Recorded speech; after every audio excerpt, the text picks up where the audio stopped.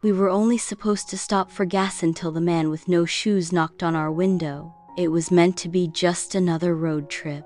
The Thompsons' dad, Greg, Mom, Linda, 16-year-old Emma, and 10-year-old Makshad packed their maroon minivan with snacks, board games, and the classic family playlist. They were headed from their home in Sacramento to the Grand Canyon, a tradition Greg wanted to start after watching one too many adventure documentaries. By the second day, spirits were high and arguments low, a record for the Thompsons. Somewhere along a quiet stretch of Route 66 in Arizona, the low fuel light blinked. Greg steered the van into a sleepy old gas station that looked like it hadn't seen business since the 90s. That's when it happened. We were only supposed to stop for gas until the man with no shoes knocked on our window.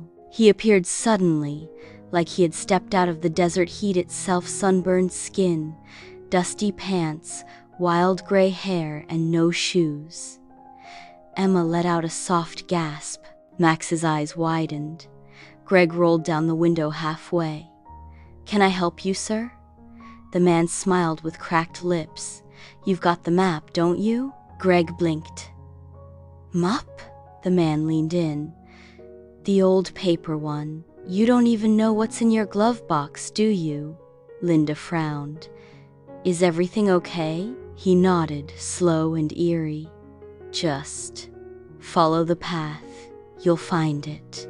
Then he turned and walked behind the gas station and vanished just like that. After a stunned silence, Max, ever the explorer, pulled open the glove compartment. Amid manuals and tissues, he found a folded piece of yellowed paper. It was, indeed, a map. But not one of highways. This one showed hand-drawn trails through what looked like a stretch of Arizona wilderness. At the bottom, scrawled in faded ink, "Find the fire rock. Where it points, truth is unlocked." "Okay, this is creepy," Emma said. "Or awesome," Max grinned. Greg hesitated. "What do you think, Lynn?" Linda sighed, a mix of curiosity and concern. "We came for adventure, right? Maybe. We follow it. Just a little." So they did. The trail led them about 10 miles off the main road to a narrow dirt path that wound through the cactus-lined hills. The map ended at a place marked the Fire Rock. True to its name, they found a massive boulder shaped like a flame jutting from the earth. On its surface was an arrow chiseled into the stone, pointing toward a nearby canyon wall.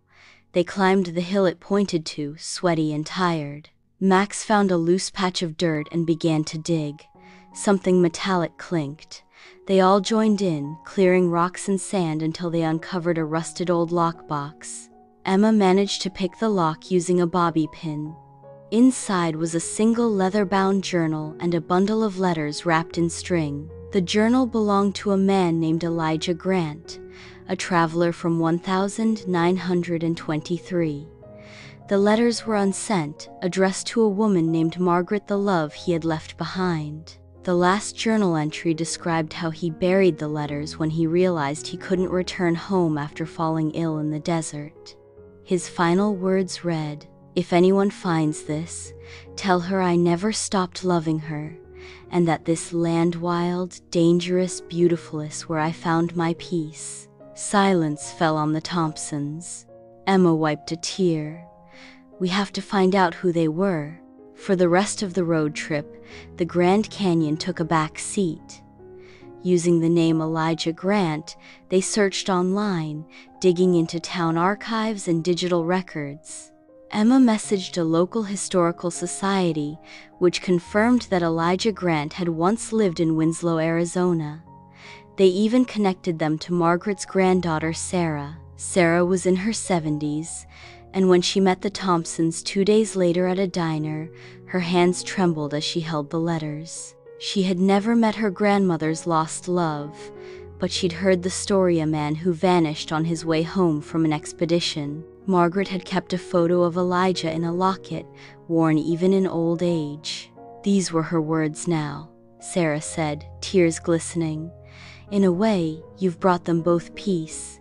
The Thompsons never made it to the Grand Canyon. But on the way home, the family was closer than ever. Emma wrote an article about the experience for her school paper that later went viral online. Max decided he wanted to become a historian. Greg and Linda held hands more often. And at every future stop on every future trip, they checked the glove box just in case. We set out to see the Grand Canyon, but we found something grander, a story buried by time, unearthed by a family that chose to take a detour.